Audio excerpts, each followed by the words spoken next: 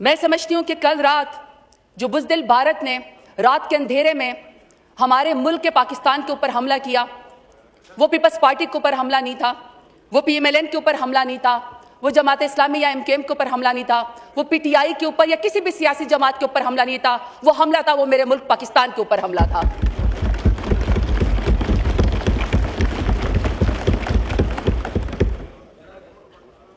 और मेरा मुल्क सलामत रहे, मेरे मुल्क का सब हिलाली परचम ऊंचा रहे, मेरा मुल्क सलामत रहे तो सियासत भी होगी, आपस में लड़ाइयां भी होगी, किसी बात पे इत्तफाक भी होगा। अगर यहाँ पे शहबाज शरीफ साहब सुन के जाते, क्योंकि उनको कहीं जाना था, तो मैं उनको ये जवाब देती कि 3 साल से जो पाकिस्तान तहरीक इंसाफ के साथ हो रहा है, आज पाकिस्तान तहरीक इंसाफ दिल बड़ा करके सिर्फ पाकिस्तान की खातिर यहाँ पे आज आई हुई है, क्योंकि यह मुल्क हमारा है।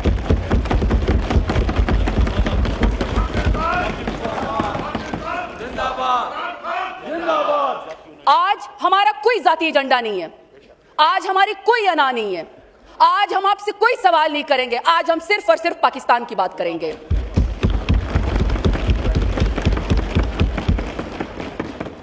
बुज़दिल भारत की ये फितरत है कि जो कुछ भी वहां पे होता है, जो कुछ भी उसका फेलियर होता है, वो उसका इल्जाम पाकिस्तान के ऊपर लगाता है। और इसको आदत है कि रात के अंधेरे में हमला करता है हमारी मसाजिद के ऊपर, हमारी मदारिस के ऊपर, हमारी सिविलियंस के ऊपर, बेगुनाह शहरियों के ऊपर और हमारे वाटर रिसोर्सेज के ऊपर जो उसने हमला किया।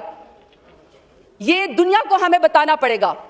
और स्पीकर साहब, जवाबी कार्रवाई का पाकिस्तान हक रखता है, और जो कल एयर डिफेंस में एयर स्ट्राइक पाकिस्तान की तरफ से हुई, हम उसको शाबाशी भी देते हैं और उसके ऊपर हम फख्र भी करते हैं।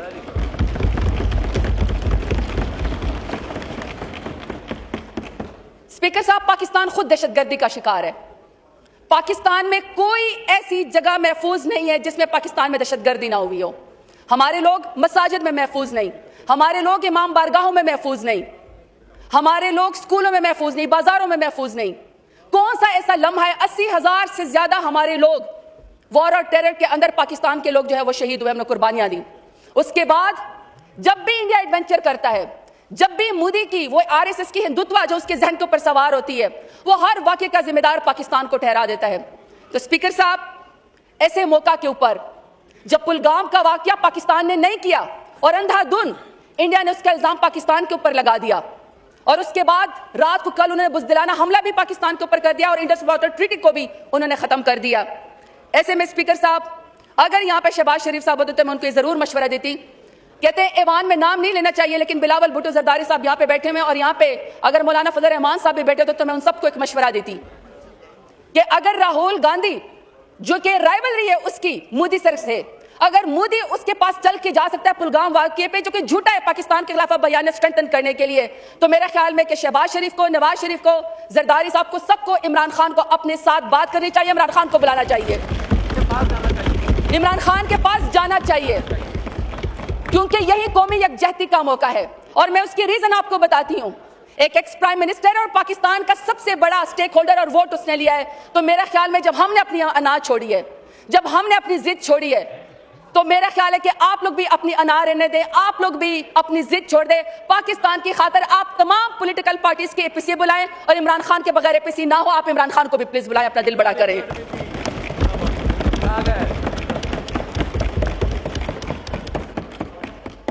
दूसरा स्पीकर साहब, मेरे यहाँ पे 23 अप्रैल 2024 की मेरी तकरीर मौजूद है, और मैंने उस वक्त बात की थी, मैंने यहाँ पे कॉलिंग अटेंशन लेकर आई थी, और मैंने पाकिस्तान के पानी के ऊपर जो इंडिया कब्जा कर रहा था, मैंने उसके ऊपर बात की थी।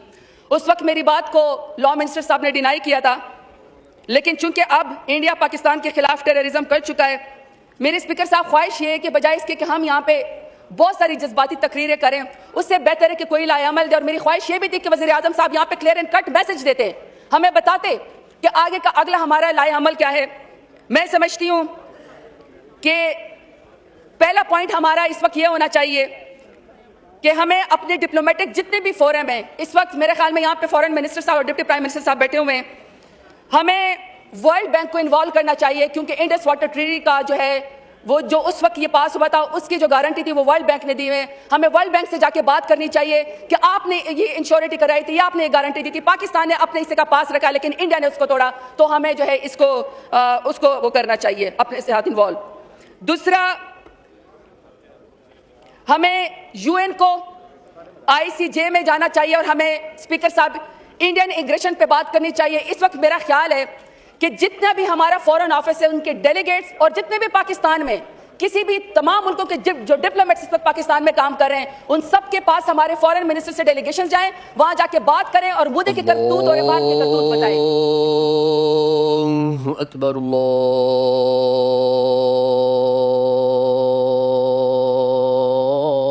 अल्लाहु अकबर। जी ज़रताज को साहब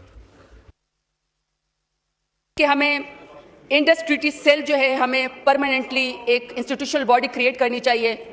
वो सेल जो है वो इंडस वाटर ट्रीटी की मॉनिटरिंग करे मुसलसल। और सर हमें बताया कि इस वक्त जो इंडिया की एग्रेशन है या जो हमारे इंडस वाटर ट्रीटी जो दुनिया में या वर्ल्ड बैंक से या ICJ में जाके जो हमारा मुकदमा लड़ रहा है, तो वो इंस्टीट्यूशनल बॉडी हमें बनानी चाहिए।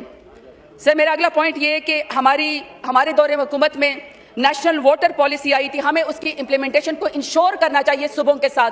और सूबों में सर हमें तमाम सूबों के हकूक़ का ख्याल करना चाहिए और स्पेशली सर जो इस वक्त सूबा सिंध नाराज़ है पानी के मसले पे, सर हमें उसको ज़रूर उसको इन्वॉल्व करना चाहिए।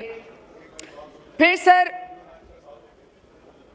मेरी गुजारिश है कि सर काइंडली अपने वज़रा से कहें, जो हुकूमत के हैं, कि थोड़ा सा सर सीरियस किस्म के स्टेटमेंट दे, प्रेस कॉन्फ्रेंस करें, क्योंकि हालात इस वक्त ऐसे हैं, पाकिस्तान बहुत मुश्किल दौर से गुजर रहा है। ये ना हो कि सर वज़रा की जो स्टेटमेंट है इस वक्त हुकूमत की, वो इंडियन जो है वो UN के अंदर या कहीं पर हमारे खिलाफ ही इस्तेमाल कर ले, तो सर हमें कोई गैर जिम्मेदाराना इस किस्म के जो है सर हमें वो नहीं करने चाहिए। दूसरा सर, हम बिल्कुल सर अपनी तमाम आर्म फोर्सेस के साथ खड़े हैं और सर जिस तरह कल हमारे एयर डिफेंस ने जिस तरीके से हमारी डिफेंस को सर अश्योर कराया, हमें उसके ऊपर फख्र है। लेकिन सर ये पहला दिन है सर, ये जो जंग होती है ये बड़ी इसके सर बहुत इफेक्ट होते हैं और ये प्रोलॉन्ग हो सकती है। अब सर ये ईवान ने फैसला करना है, या तमाम सर पॉलिटिकल पार्टीज को बुलाएं, सर उनसे पूछे कि हमने खुदा न खास्ता इस बात को एस्केलेट करना है या सर हमने अमन की तरफ जाना है। सर हमें ये भी फैसला करना है, क्योंकि सर ये एक दिन दो दिन की बात नहीं है। दोनों कौमें सर न्यूक्लियर पावर हैं, दोनों कौमें एक खिते के अंदर रहती हैं। सर वो हिंदू उसकी हिंदुत्व RSS की जो मेंटेलिटी है सर, उसका मुकाबला कैसे करना है, हमने दुनिया को कैसे बताना है, हमने अपने एलाइज को कैसे बताना है कि किस तरीके से ये एस्केलेशंस की तरफ उन्हें मजीद नहीं जाना। लेकिन सर हमारी इस बात को, अमन की बात को कमजोरी ना समझा जाए। सर उसमें मैं सिर्फ एक बात पढ़ के सुनाती हूँ जो मेरे लीडर इमरान खान ने यूनाइटेड नेशंस में बात की थी। मेरी सर ख्वाहिश है किसी तरीके से हमारे प्राइम मिनिस्टर साहब भी आके में क्लियर बात करते हैं। सर खान साहब ने कहा था, either you surrender or you fight for your freedom till death, and my belief is ला इलाहा इल्लल्लाह, there is no god but one and we will fight.